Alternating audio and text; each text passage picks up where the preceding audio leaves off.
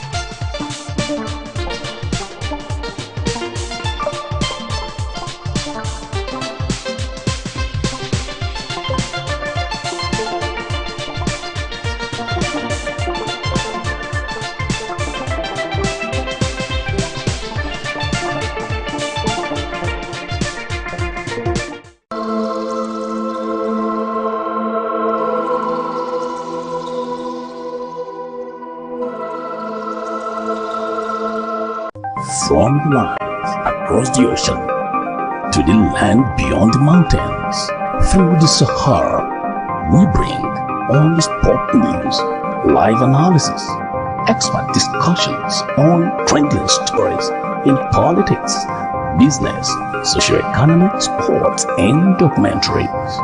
So catch all the updates on the happenings around the globe. Stay focused on the fact today.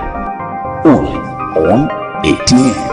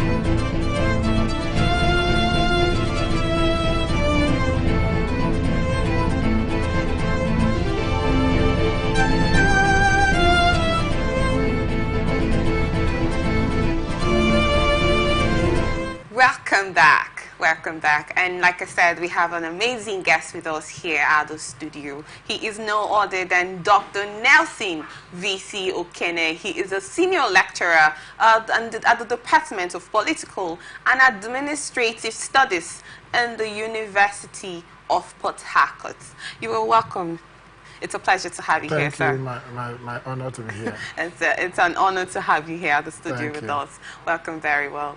And then, like I said, let's go to our news in details. We have that the Edo State Governor Monday Okpebolo on Wednesday embarked on an inspection of schools in the state, describing the Edo Best project of the immediate past government led by Godwin Obaseki as PDP Edo Best. Governor Okpebolo, who frowned at the deplorable conditions of facilities at the schools inspected, opined that the Edo Best initiative of his predecessor deprived the Edo child of a comfortable learning environment. Okpebolo, while decrying the deplorable structures as well as the poor sanitary, security and learning conditions in the schools, assured that his administration would do everything possible to change the narratives.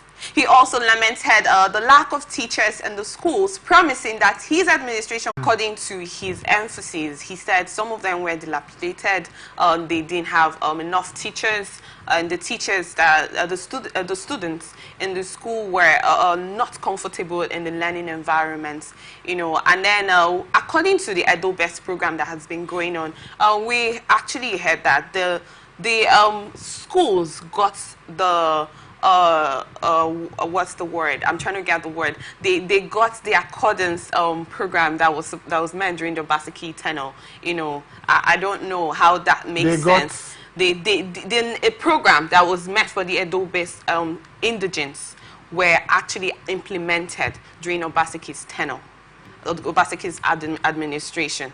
And here we are hearing that Okpebolo went to the school and he's proven it wrong that they were not made available to those schools. Okay. Is there a contradiction here? I am not speaking for the former government, and I am not a PDP person, but I have heard the former Labour candidate when he was campaigning. He was asked about those school policies, and he was talking about improvement. The former governor, the immediate past governor, talked about phasing those projects. Maybe it was not possible to do all that he planned to do for all parts of Edo State at the same time. So the new governor should rise to the occasion. And by the way, even before his own tenure, there was an APC government.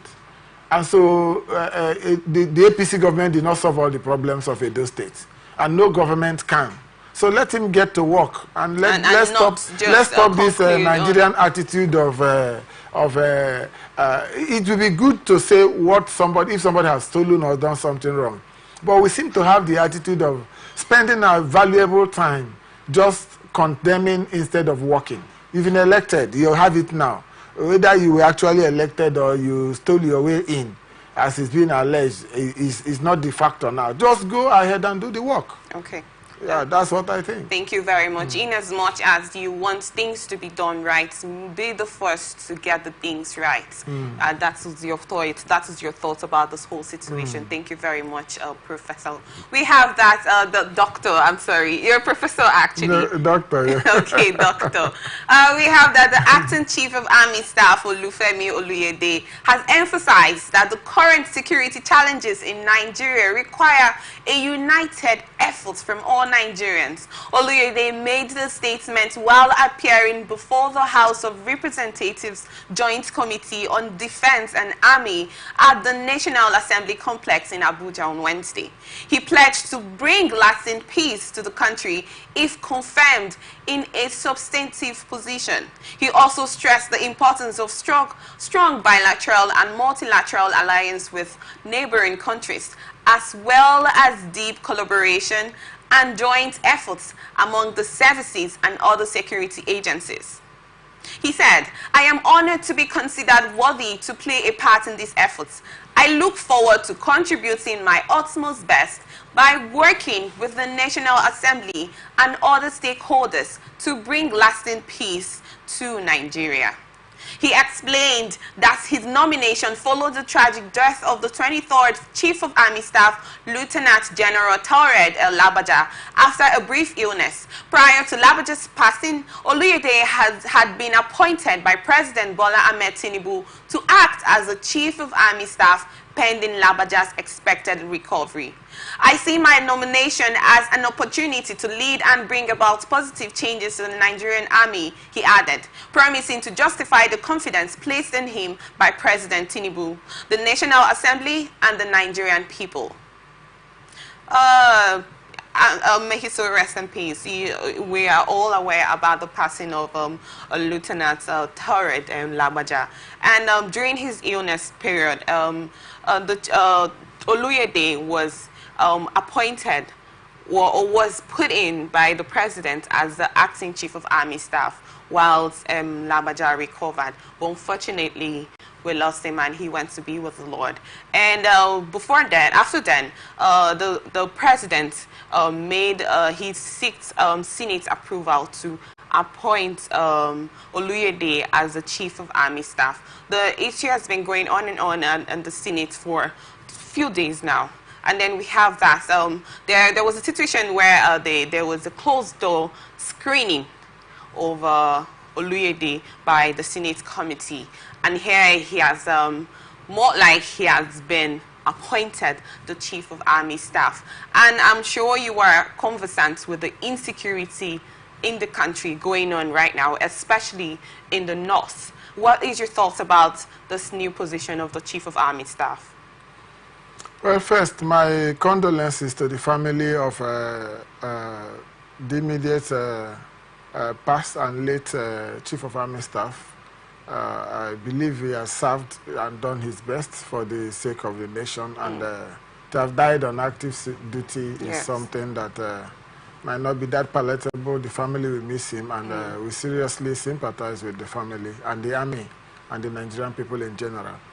Okay, he has spoken well by emphasizing, and I like that emphasis, that the security of the country is the responsibility of all citizens.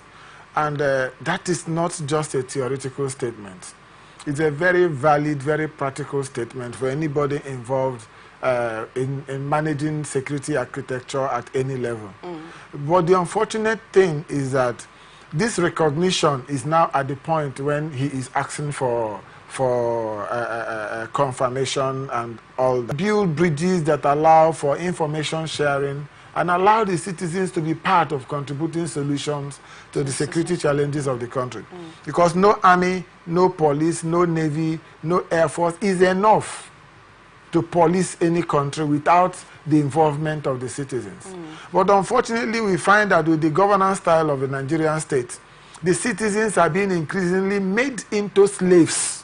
When people feel that becomes a huge problem for any chief of army staff, for any security agency, no matter how powerful or how equipped. Because you cannot sufficiently police the entire citizens of the country if they are dedicated to work against you. Yes. And so the government should be careful and mindful about the policies they initiate and the way and manner they carry out the business of governance. The citizens of this country are not their enemies. In fact, they are employees of the citizens. And if this philosophy is carried out patently, then it will be way better for Nigerian security in the long run. Okay, thank you very much, Doctor.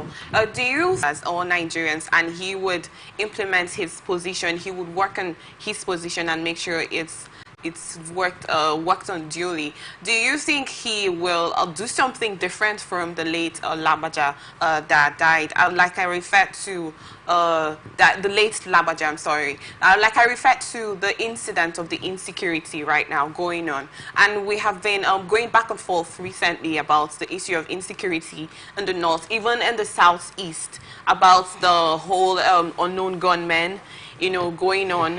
What do you think he has to do different that has been done before that could curb the insecurity in the country? Okay. It is in his own best interest. If what we have been doing before has not worked out very well, then as chief of army staff, he should do things differently, naturally. He has had alive, and now he is the substantive chief of army staff. So that learning curve has been there. So he should do things differently. Crisis and not a natural insecurity situation. I was speaking first about the East. Okay. About the Southeast. Rather Southeast. Okay. It's deeply political. Orchestrated. You know, the incarceration of Nnamdi Kanu have brought a whole lot of dynamics to the crisis, and now criminality is festering under it. Okay. So if you solve that problem from the political angle, let the courts do what they need to do. If he is released and that aspect is taken care of, then you can deal with the criminality. Okay. It will be easier. So Nnamdi Kanu has to be released for the insecurity in the South. If somebody has been judged and found guilty and sentenced to life imprisonment, it's a different thing. Okay. And all that. And the people of the East are feeling that this is just deliberate. You're just holding the man deliberately against his will. Whatever he's charged with, deal with the matter. And then the other time, that went to the one, Monday something, that went before now he has been making certain statements. So let these things, let justice take its toll. The matter, the crisis in the East is creating a lot of havoc. The economy in the East is in shambles because of that. People are dying. So let that matter be resolved. And all this is hardening the resolve of the East to pursue their separatist agenda even more. So some of these things are political. Okay. Some of them too are criminal, if you ask me, yes. Because how can it be that we are trying to solve a problem within particular sections of the country, and from one so that there's a whole level of conspiracy and connivance in the nature of all this crisis. Okay. So I wanted to just like I'm trying to refer to the Nnamdi Kanu. The issue in the South is burning houses, killing innocent people. Is the right way to get the government to listen since it's politically orchestrated? No, capital no. Part of the problem is that, like I mentioned earlier, the problem have moved from legitimate agitation, and a whole lot of criminal elements are now acting under it. People are acting out their own vendetta and have their own different agenda. Okay. The people you say you're fighting to protect, how come you're now burning their houses and killing them? Okay.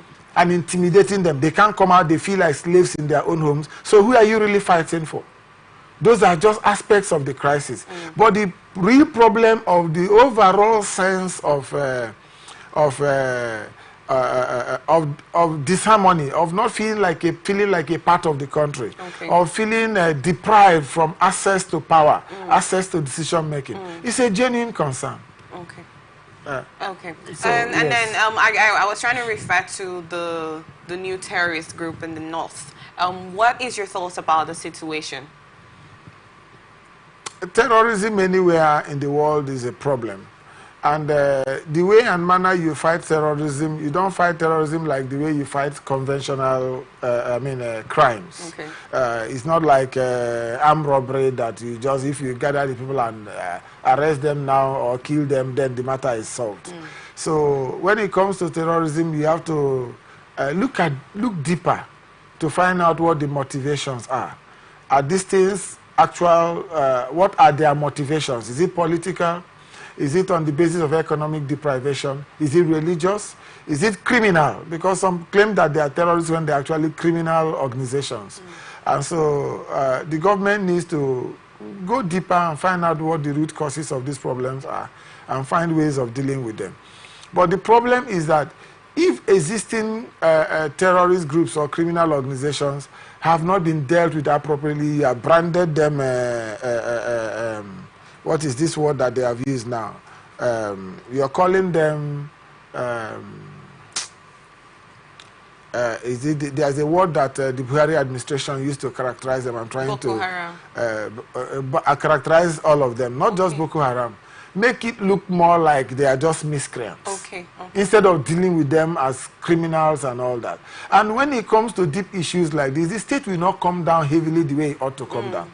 But when it comes to people fighting for civil liberties, like what they do to the labor and all that, you brand the labor leader a terrorist, drag him to court. When you now see the actual terrorist, you're not able to do anything. And the more all these groups fester and increase their power, the more they take away from the powers of the state. The more they weaken the capacity of the president to govern and to have effective reach and deliver the dividends of democracy to the citizens of the country. So it's a serious problem. And it is contending with the legitimacy of the government and the legitimacy of the state. So the government needs to do something. So what do you think the government has to do? One, the government needs to be sincere. There are a whole lot of problems that needs to be solved very fast. But part of it is sincerity in governance. The government appears to be carrying on like a set of people that are in business and not in governance. Because the policies that you initiate should be seen to be geared towards making life better for the citizens, solving actual problems, and not increasing the burdens of the citizens. Because once you're carrying out policies that are increasing the burdens of the citizens and appear to be completely detached from the aspirations of the citizens, then you create all forms of social disharmony, from which all these issues can begin to fester. And then it includes the hardship going on in the country, the economic crisis, and insecurity, and all of that. Thank you very much, Doctor. Well, we have to move forward. The House of Representatives has directed its Committee on Power to investigate electricity distribution companies over their failure to replace outdated meters and improve critical infrastructure. The probe also seeks to address the reliance on consumer contributions for maintenance and equipment replacement, a practice widely criticized by Nigerians. In a resolution passed on Wednesday, the House urged the Nigerian Electricity Regulatory Commission to enforce its directive mandating DISCOs to replace obsolete meters at no cost to consumers within a specified time frame. Meanwhile, lawmakers called on the Minister of Power, Adebayo Adelabu, to prioritize funding and provide incentives to upgrade infrastructure, such as transformers, to reduce load shedding and enhance electricity service delivery nationwide. The resolutions followed a motion of urgent national importance passed by Representative Nnamdi Ezechi, highlighting the persistent metering crisis and associated challenges in Nigeria's electricity distribution sector. According to Ezechi, many Nigerians who applied for meter upgrades months ago are yet to receive replacements. This delay has left consumers with two costly options, paying over 200,000 for a new meter or incurring exorbitant charges for direct connections, which can cost up to 500,000 for just a few days of electricity.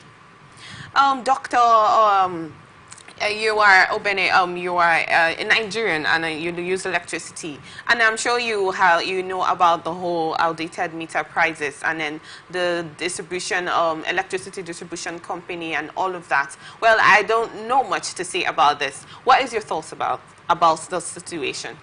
Now it's funny when you say you don't know much to say. Are you not a Nigerian yourself? I don't want to say words in your mouth, so I want to hear what you have to say about this. Okay. Now, in all sincerity, it appears that the whole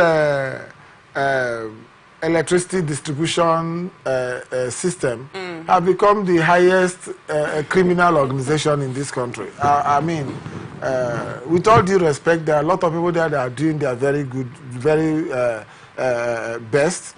And maybe the problems in one section might not be exactly the same in other sections. But they seem to have some areas where they're almost all the same. And I am concerned with the National Assembly moving resolutions. Resolutions are more like advice. You're just calling attention and asking for advice, you are put in that place to make laws and to enforce those laws and to supervise the ministries and all that. So you have the instruments of the law to enforce compliance. Appeal should be the least option. When there are endemic issues that needs to be addressed, the National Assembly should not be making resolutions and appeal. We can be appealing, not the National Assembly. They have the powers, they have the instruments to enforce compliance. Because these problems they are talking about now are problems that have been there for a very long time. Not too long ago, I don't know whether they felt I was not consuming enough energy, and then I think they've come to do that in my place twice now. And when they came in one occasion to inspect my meter to see maybe if I had a bypass, you need to see the number of people that came. They were about 8 or so. It was like if they were coming for an arrest or something. And I opened the place for them. They put meter here, put there to check if there was any breach. And at the end of the day, they were surprised. They've done that twice. But unfortunately, there was a time I had a problem, and my supply was cut off. I thought it was even a general problem. Realized later it was a personal problem. I did not have light for 5 days, so the meter was not working. They did not also see it. That one, they did not see it to come to ask what was the problem, why the meter was, for 5 good days stretched completely out. So they know what to do, but they are just interested in the criminal aspects. Even when they say they are giving meter free, sometimes they give this meter and they have load. You put credit, they'll be taking it. But it all boils down to the whole problem of rule of law and enforcing the law in the country. If that rule of law breaks down at the national level, if it breaks down at the state level, it affects every other thing. So we must begin to learn ways or find ways to enforce the law, hold people accountable, and not be appealing to people to do when they have been failing to do what they ought to do perpetually. The National Assembly is passing resolution and appealing to them to do the needful. They should hold people accountable. Thank you very much, Doctor. There was a time where there was a peaceful protest somewhere in Lagos earlier last week, where the citizens were protesting over high electricity tariffs, and electricity tariff has been increased. And then we have a case of outdated meters. Like you said, you had issue over your meter for 5 days, and there was no call of attention. And then when it comes to checking if you did bypass, they rush into it. Are there, yes, you said the National House of Assembly is supposed to enforce laws and direct them, give them enforce it and make sure that they put it into practice. Put them accountable. In cases where this situation has been on and on, because it's been on for a very long time, you increase electricity tariff, but outdated meters have been there, and then it's affecting the consumers. What has to be done to solve? You know, these things are all connected. You see, if you have you're providing an essential service like energy, electricity supply, and if you have created and you have a lot of people feeding from your service, and they all pay, they are happy with your services, the likelihood that they will pay is higher because they're happy. You're providing them power. And then you have a smaller number of people that naturally there will be the criminal elements in our midst that you need to go to hold to account, to try to look for ways to force them to pay. But when you're not providing the service, you're busy looking for how to, this economic term I'm looking for now, to achieve adequate profit. And you think that the way to do it is by increasing the rate. You're increasing that rate for the few. Now, for most people that are not able to pay, they will either go off the NEPA completely. People are looking for alternative energy sources now. A lot of people are going into solar energy options, NEPA grid. Some are also going plain into criminality, look for ways of short-circuiting the system to get what they want. Now, there's also this unfortunate trend where workers from these organizations go for enforcement and they are attacked by people. There are neighborhoods where they don't enter at all. Those people are just taking power and enjoying it, and they cannot enter. If they go with police, they fight all of them, and these things can increase. So why not do the needful, and then it will be easier. Bring down the tariffs. If more persons are paying, you make more money than increasing it so much and only very few people are able to pay. And more persons will look for ways to short-circuit the system. Well, I wanted to ask, what is your thoughts about cases where there's overdue prices? Let's get a scenario where a tenant moves into a new apartment and someone else was living there, and then there was an accumulation of electricity bill. And then this new tenant moves in, keeps recharging, but realizes that has been an amount of 250 to 300,000 that he or she, existing bill that he or she cannot pay. Call it to their notice, and they do not do anything about that. Is there no possibility of changing the meter? Because sometimes it will be like you have to pay the outstanding, the existing bill before you can have a proper power supply. So in this case, is there no way that the meter has to be changed, since this accumulation was done by someone else and not the current tenant? I think if the distribution companies are sincere, they are in a better position to help us with this.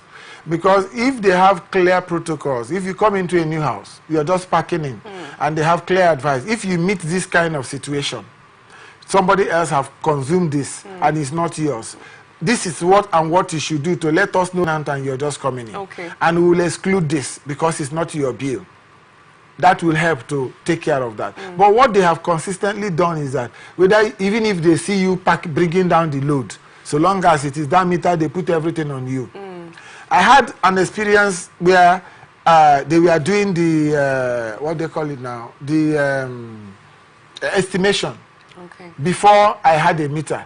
They were giving me very arbitrary charges. I wrote, they dropped it, then they increased it again, and the bill kept mounting. And I fought for they could not bring them down. I was told at some point, don't worry, just pay within the XYZ range. When you get meter, the meter you will be billing you. And when I got meter, they transferred the whole debt to the meter. And at that point, it was up to 700,000 naira, and I was paying bill every month.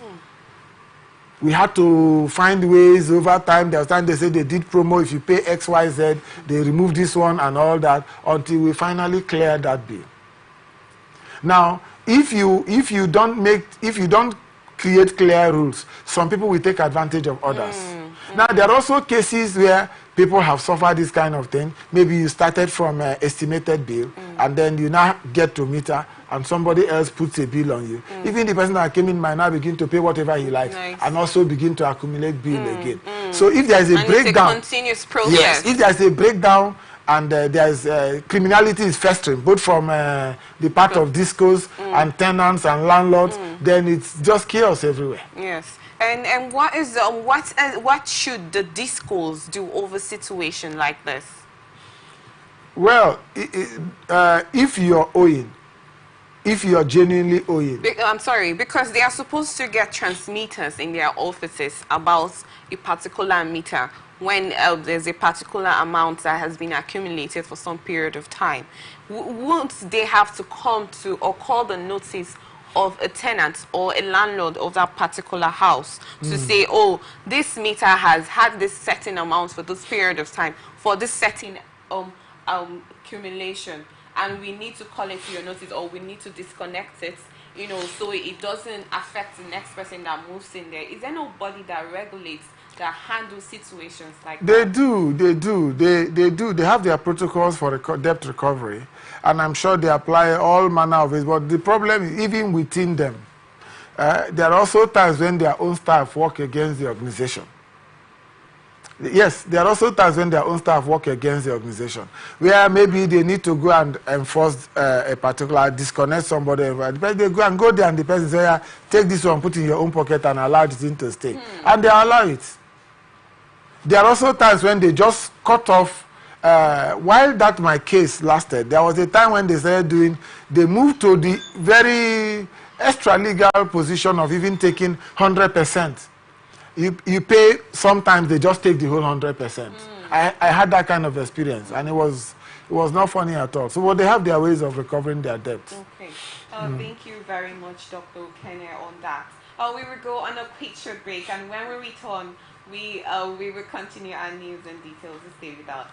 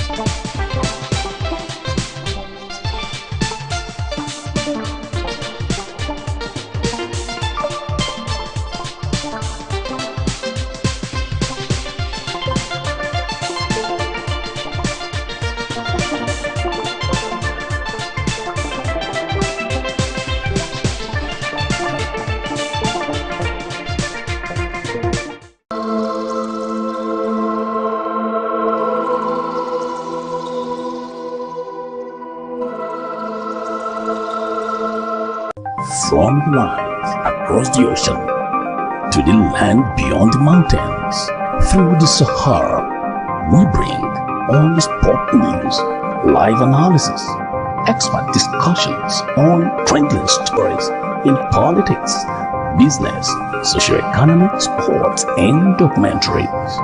So catch all the updates on the happenings around the globe. Stay focused.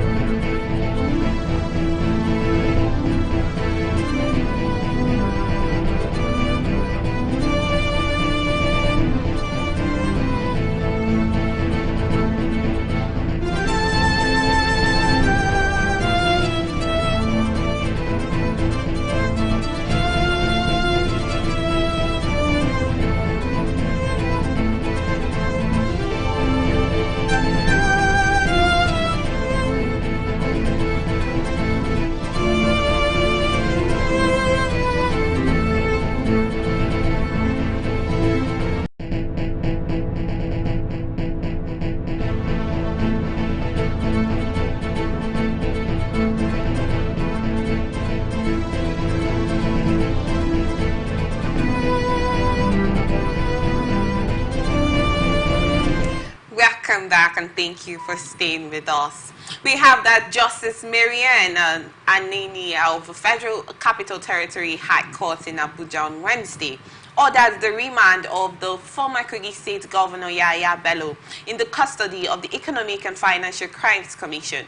The judge also adjourned till December 3rd, 2024 to rule on his bail application. Bello and two others, Shaibu Oricha and Abdusalam Hudu, are facing 16 counts brought against them by the EFCC. The defendants were accused of conspiracy, criminal breach of trust, and possession of unlawfully obtained property. Justice Aneni fixed the date to rule on the defendant's bail application after taking arguments for and against the bail request by Bello's lawyer, Joseph Daudu, and the prosecution's counsel, Kemi Binhorio. Meanwhile, Bello and his co-defendants had earlier pleaded not guilty to the charges when it was read to them. Bello, who had been bailed for arraignment since April, presented himself on Tuesday to the EFCC. Before Bello was billed to answer to the 110.4 billion naira charge preferred against him before Justice Aneni, he was previously billed to take his plea before Justice Emeka Nwite of the Federal High Court in Abuja in another pending alleged 84 billion naira charge brought against him by the commission. Bello's appearance in court on Wednesday made it the first time he will be present to take his plea. This Bello issue, it's been going on actually since this week. The court case, not really, but his case with the EFCC has been on for a long time, and finally today, 2 days ago, he accepted, on Tuesday, if I'm not mistaken, he accepted to answer the EFCC for questioning, and he was actually detained, and charged to court yesterday. And now the judge adjourned the case till 10th December.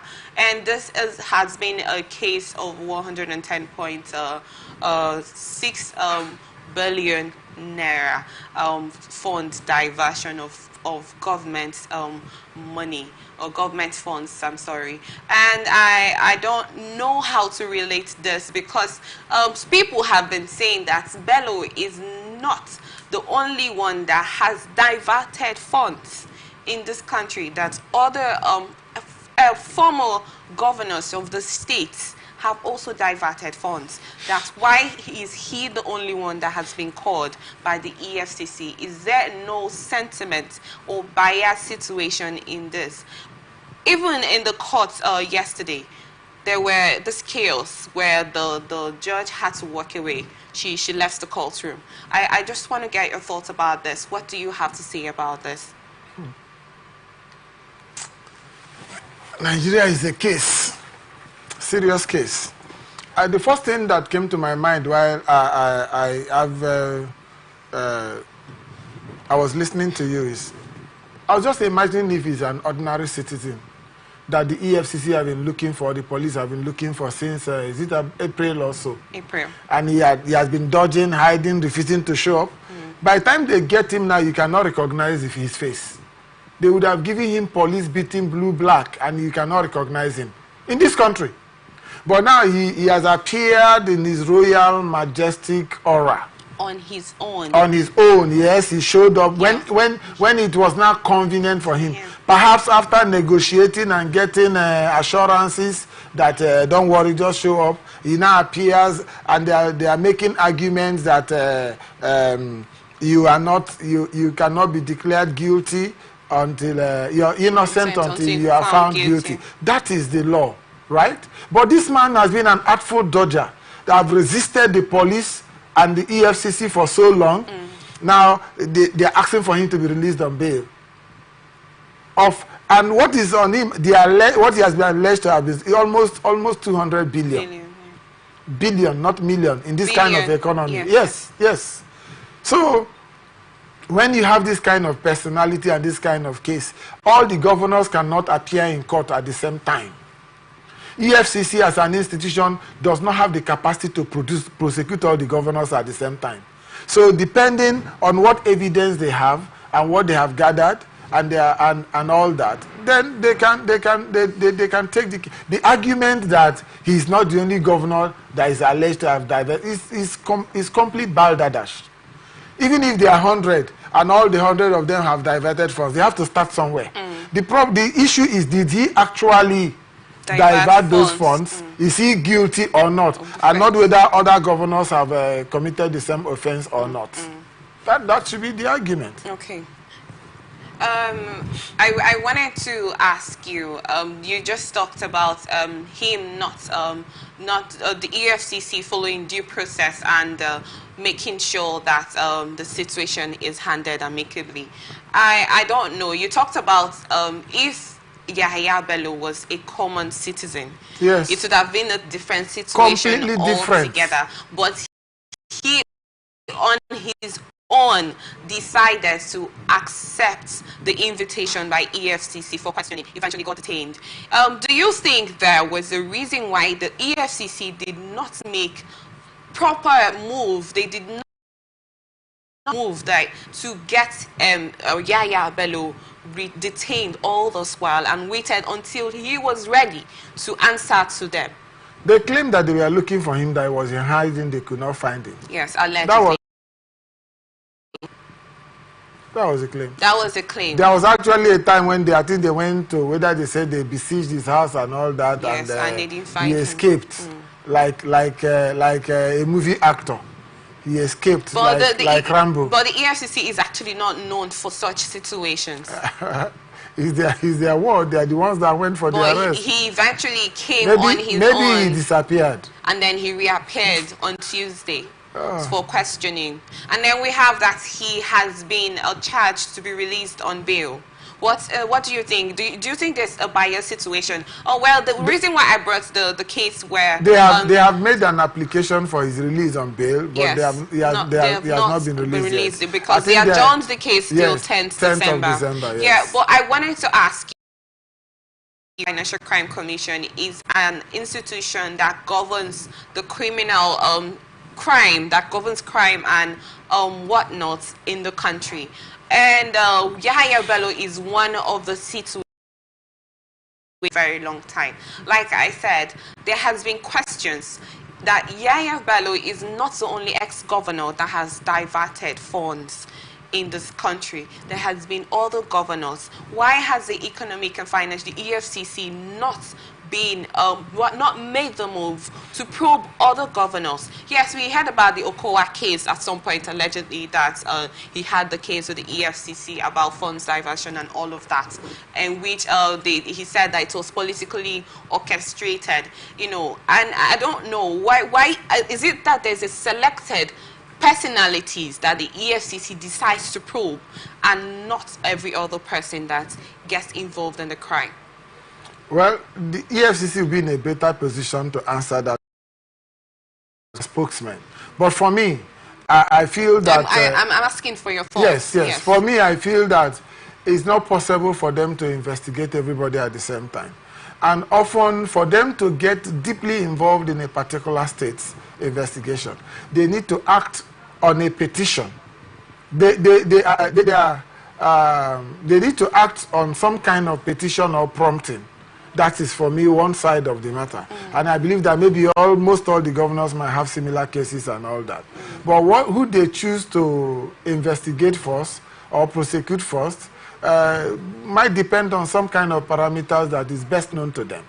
But what is more important for me is the person that they have chosen or they have brought out, whether the person is part of the government in power or opposition. Is the person guilty or is the person innocent? If you're guilty, then it does not matter. If you have cases to answer, then it does not matter. Whether you are the first in a line of 100, it doesn't matter. Thank you very much, Professor Okene. Well, we have to move forward. We have the umbrella body of polytechnic lecturers in Nigeria, the Academic Staff Union of Polytechnics, ASUB, has announced plans to embark on a nationwide strike. This was disclosed by chairman of the Academic Staff Union of Polytechnics, Kaduna Polytechnic Chapter, Abubakar J. Abdullah. Abubakar said the union is planning to shut down all polytechnics nationwide next week, Monday, December 2, 2024, due to the Nigerian government's failure to meet its members' demands. He said on October 6, 2024, the union leadership issued a 15-day ultimatum to the federal government outlining pressing demands aimed at resolving the systematic challenges that hinder the progress of polytechnics. He added that the government had failed to address the issues. Regrettably, as we pass the deadline of this ultimatum, we are yet to see the necessary actions from the federal government to address these pressing demands. The silence and inaction have left us with no option but to consider the possibility of a total shutdown of our institutions, scheduled for December 2nd, 2024. Should our concerns remain unaddressed, he said.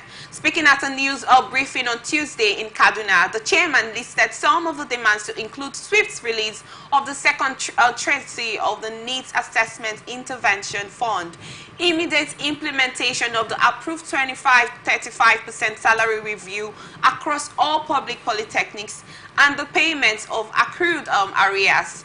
Other demands are the release and final resolution of the decades-long arrears of Contis 15 migration for lower cadres, the release of outstanding promotion arrears, addressing inadequate funding, and resolving the issues of unpaid allowances. Abdullahi affirmed that the survival and quality of the educational system hinged upon the government's responsiveness.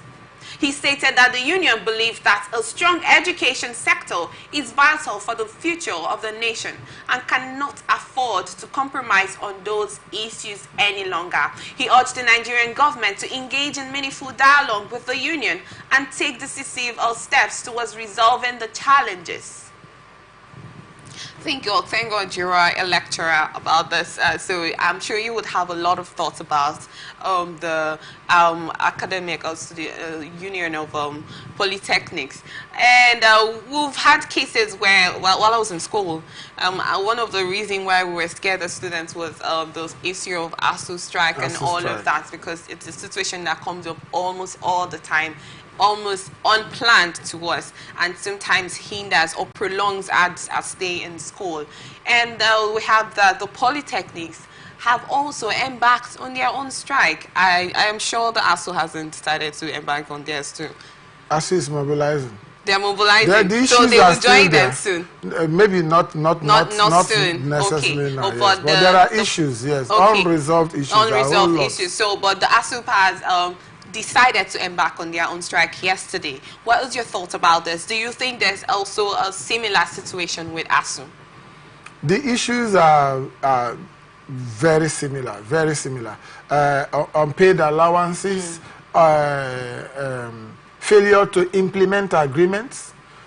In the case of ASU, for instance, agreement reached since 2009 has not been implemented as of 2024. In fact, that agreement has been renegotiated, the renegotiated one renegotiated, the second renegotiated one renegotiated again. And each time you do these renegotiations, it is government asking ASU to make concessions again and again. And when those concessions are made, they are still not, the ones agreed on are still not implemented, and then it's carried over again. And this crisis just shows a very deep conspiracy, for me, between the Nigerian political class to emasculate education and learning, to emasculate the capacity of the citizens to actually be liberated intellectually and get to be more informed and to have the capacity to hold them to account and to question them. Because these have lasted since return to democracy, 2009 till now. One government after the other, it is almost the same play card. It's as if that is one area where all the governments have been so consistent in denying the educational institutions they are due and frustrating the system. And then the fallback on the entire system is that even when the unions, because of their love for the citizens and their love for their career, and try to make sure that the system does not collapse entirely, finds a way to amend and concede and come back to work. But you cannot legislate the level of their commitment to work. Yeah. And the impact of these hangovers, unsettled allowances and payments and promotions and all that, on the quality of education that is given, and on the quality of the graduates that come out of school. And all these spiral into a very serious systemic crisis that ends up also haunting the entire system over time. So if government really have love and is ready to do the needful, they have to find ways. It's a huge problem. But if there is commitment on the part of government to begin to address these things the way it ought to be, there is a lot of goodwill on the part of the unions to work with the government to achieve them. Yes. A lot of goodwill. Thank you. Thank you very much, Dr. Okene. Well, yes. I'd love to ask you a quick question. As a senior lecturer of the University of Port Harcourt, when ASU goes on strike, we realize that sometimes it extends to 6 months, depending on how long it's the agreement gets to a point. I don't know how to put that. Well, sometimes it lingers for a very long time, and the students get affected. Sometimes some of them engage in vocational skills, some decide to drop out of school. You know, someone like, I can't wait for this long, some relocate, some travel. What effects do you think that this think this strike has on education? Because education is a platform, is a stepping stone to every individual enhancement as a nation. What effect do you think that this strike has on the educational sector of the country? It has a very destabilizing effect on the entire sector, on everybody. Let me start with the lecturers and the way it impacts lecturers. Okay. First, if you, the last prolonged strike we had in 2022, that lasted for 8 months. That strike, when we came back, the session that was admitted, the students that were admitted that were affected by that strike, we are still incorporated. So we ran two student sessions together. Now, what that meant is that you are supposed to teach, let's say, in some universities, you have up to 100 and something, 200 students in one set, and you now have 400. So you're teaching 400 students. If you give a continuous assessment test, you're marking for 400. If you give exams, you're marking for 400. And you carry that kind of load consistent from year 1 to final year. That set is still in school. And that burden is still there. So, and that impacts on everybody. Then again, if you're doing something like as serious and engaging as academics, and you leave active teaching for 8 months, it affects the delivery, the lecturers too. The lecturers are still involved in research even while the strike is on. They are involved in community service. But in terms of that exercise of teaching and engagement, it impacts the lecturers. Students also come back after these breaks, and they have to relearn how to engage the process again. But the unfortunate thing is that before each of these strikes, there is notice in letters, there is information about the strike, that it will government will not do anything. They prefer to wait. It's only when these unions go on strike that they even begin to have any kind of attention from the government. Talking about the unions going on strike, do you think when these unions go on strike, it makes the government sit up and try to, you know, find a way out of that situation? From what I just explained, the unions will not even want to go on strike at all. No union will want to go on strike, because it affects us. It affects the unions. It affects their earning power. It affects everything. It's not just the salaries that lecturers earn. When they are in school and they are engaged and all that, you have other assignments that you do that could give you 1 or 2 small things. But when the system is completely shut down, you're completely at home. You're not doing anything else. You're not able, if you have books that you have already published, people will not reach you. They will not be able to get to you to tell. If you have conferences to attend and all that, there will be no conferences within the system at that time, and it will affect your general productivity. It will affect your promotion and your qualification for the next ranks and all that. So the unions, nobody really wants to go on strike. But unfortunately, it is only when there is total shutdown that the government's listening. And that's why unions end up going on strike. To get the attention of the government. So and yet they will have agreements and fail to implement them.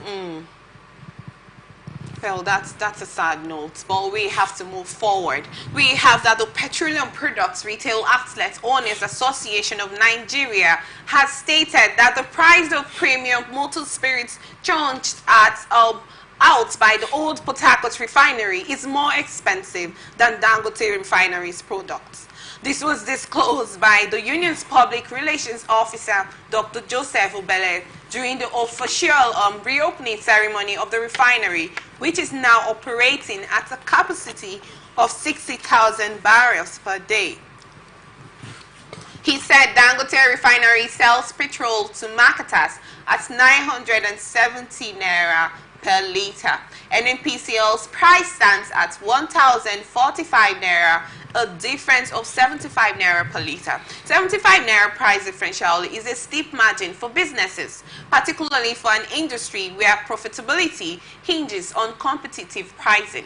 NNPCL made confirmation in a statement issued by its Chief Corporate Communications Officer, Olufemi Sonoye. Sonoye said that the old Port Harcourt refinery is currently operating at 7 70% of its installed capacity, and that it produces straight-run gasoline, naphtha, blended into 1.4 million liters of premium motor spirit, popularly known as petrol daily. It was earlier reported that top sources in the know of the operation of the refinery revealed to that NNPCL was not trucking out PMS from the Port Harcourt refinery as the company claimed on Tuesday. NNPCL instead bought a cracked C5 petroleum resins and blended it with other products, including naphtha, to sell to the Nigerian public as though the refinery processed it. Yesterday, it's funny. Yesterday, we got information that the Port Harcourt refinery has been opened. It's been revived after a very long period of time, and this was after the Dangote refinery slashed the price of 919 naira to 917 naira, to 20 naira difference. In businesses, it's actually a lot of money. And Nigerians congratulated him, they applauded him, and all of what's not. And here we have that middlemen, marketers are complaining that the Port Harcourt refinery price is more expensive, but the government wants them to buy from the Port Harcourt refinery more than Dangote. Is there a situation? Is there something going on somewhere?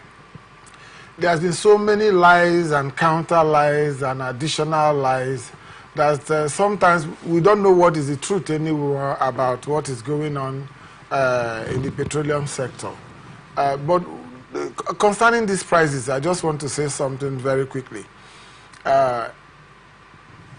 It is to be expected that Dangote refinery, for all reasons, for a whole lot of reasons, should be pricing their product far above that of the government. One, that's a private business. Two, this is a refinery that is just very new. Have only started producing this year. This is a refinery that was built through private funding and loans from banks and all that, and have only just started producing, so their payback on those loans is still running, and would run, of course, for a very long time before they'll be able to pay back. Compare that to the government refinery, built with public funds, installed a long time ago, only refurbished. So the cost of the refurbishing of the refinery is not expected to be like the cost of completely building a new refinery. So you are not building this refinery afresh. You cannot compare the cost of this refinery with the cost of the Dangote refinery. Neither can you compare the size of these new refineries with the Dangote refinery. The other thing is that even if the cost were to be the same, this cost is from government coffers.